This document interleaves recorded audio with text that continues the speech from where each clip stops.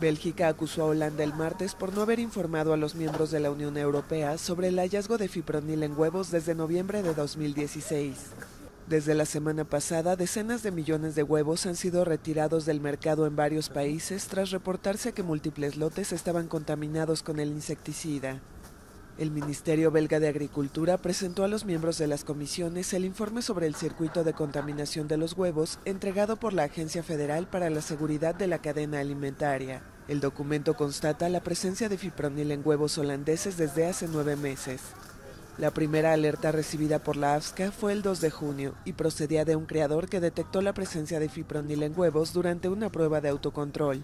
Las autoridades holandesas iniciaron una investigación penal en colaboración con la justicia belga para determinar el papel de las empresas y proveedores en la introducción de la sustancia en los criaderos.